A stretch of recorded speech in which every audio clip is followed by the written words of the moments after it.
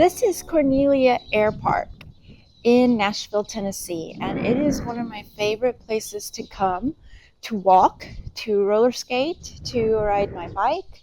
It's an old runway that's now owned by the city, and we get to use it recreationally. And it also happens to be where I love to see the clouds, but today it's a cloudless day. A few years ago, I started getting really interested in water and how water holds information and is intelligent. And in the Akashic records, they speak a lot about how water is actually source. It is God living and breathing all around us, within us, and it holds information and it transforms itself and holds memory. It's an intelligent element that is the most important in our existence here on the earth and probably within all of the universe.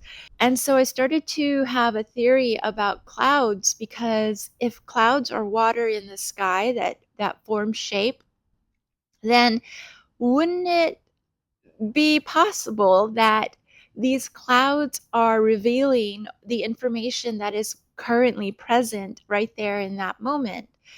And so when you look at clouds and you see like a shape of, let's say, an angel or an animal of some kind, dragons come up a lot for me, that is quite possibly what is really in the sky in that moment. And we can't see it because it's in a different realm or operating in a different vibration that is not visible to us, but it's there.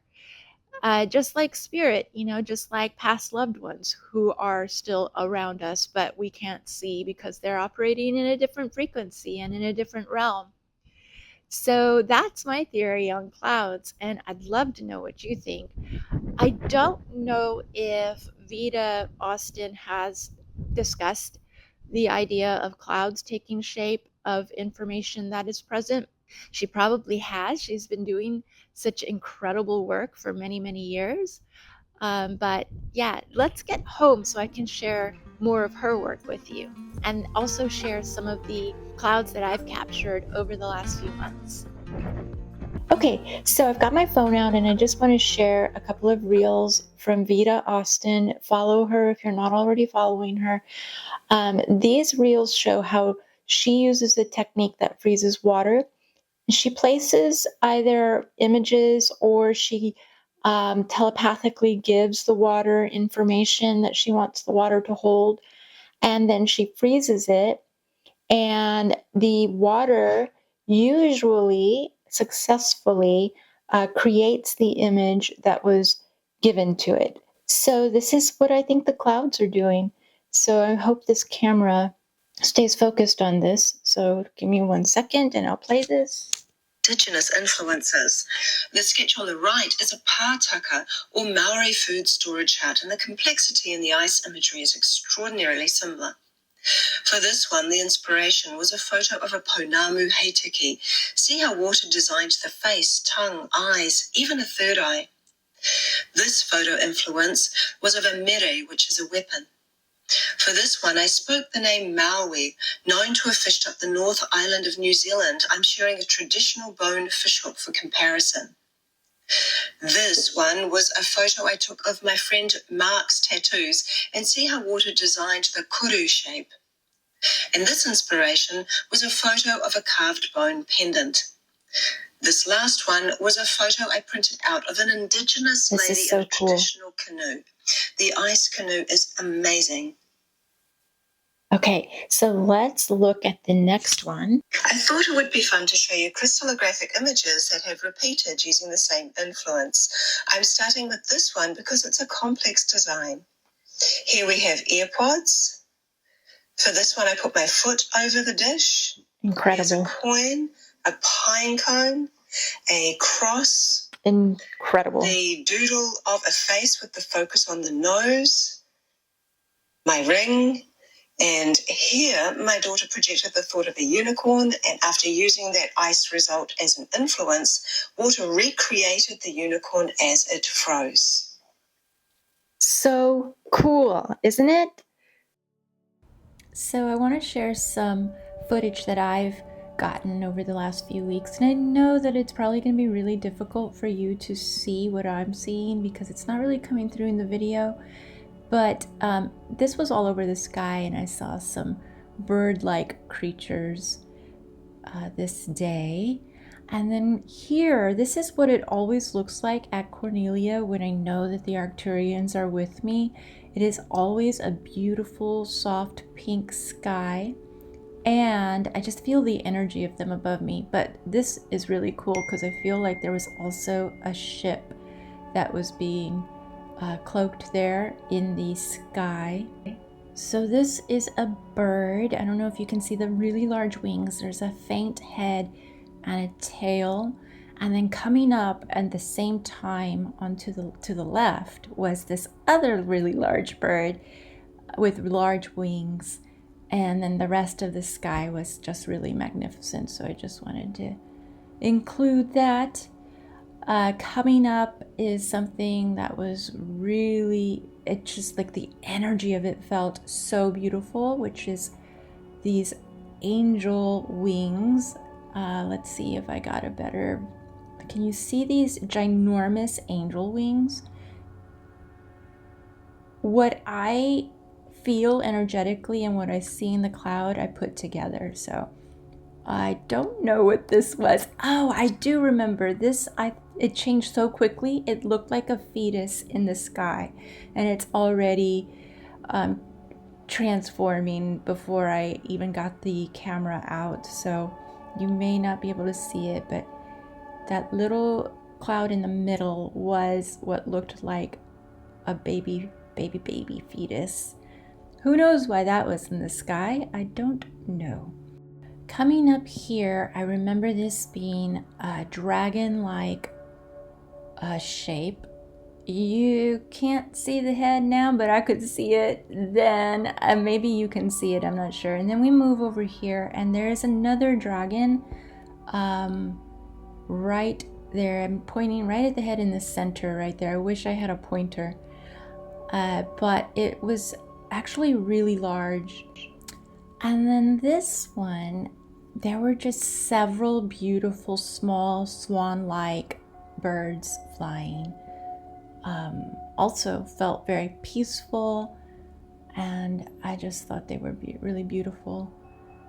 I don't know if you can see this stuff, guys. I hope you can. And I think this one I just wanted to share again in Arcturian evening, where being over Cornelia just feels incredibly peaceful and loving, almost as if they're just radiating peace. And again, another ship there.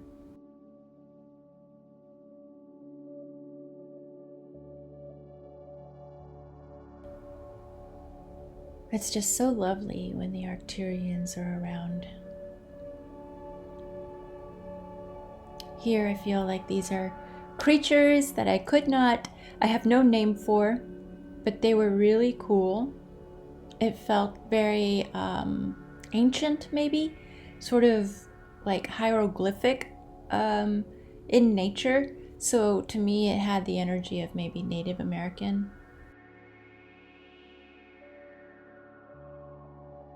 Do clouds hold information of what is being revealed or energies that are in the sky? Thank you for asking this question, my dear one.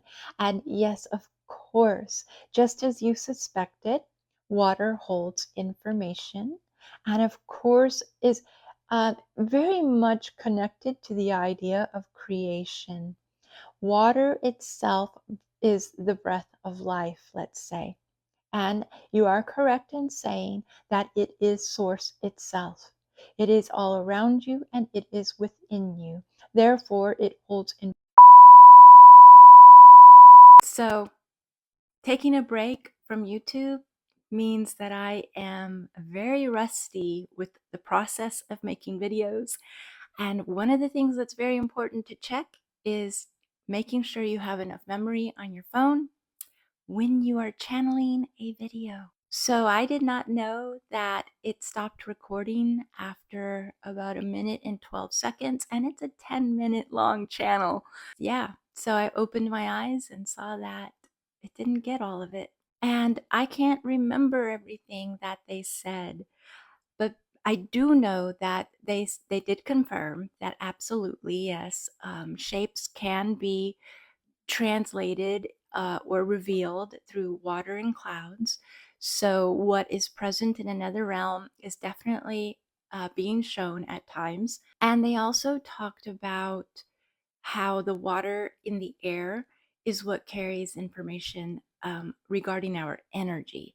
So, you might be familiar with heart energy and heart frequency and how that impacts the space around you, the environment around you, people around you.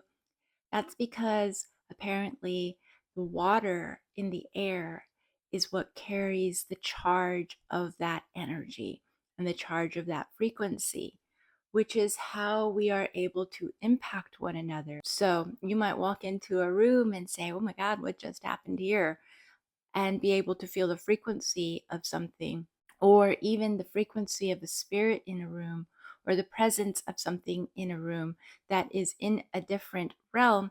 But because they are carrying the information and energy through water that is in our space, we can pick up on it and maybe feel it or sense it or even hear it. So thank you for watching this video. I hope that you took away a little more curiosity about clouds and that you look up from now on and see the presence of what might be right above you. And don't forget to come back and share it with me. I'd love to hear all about it. Have a great day. Bye.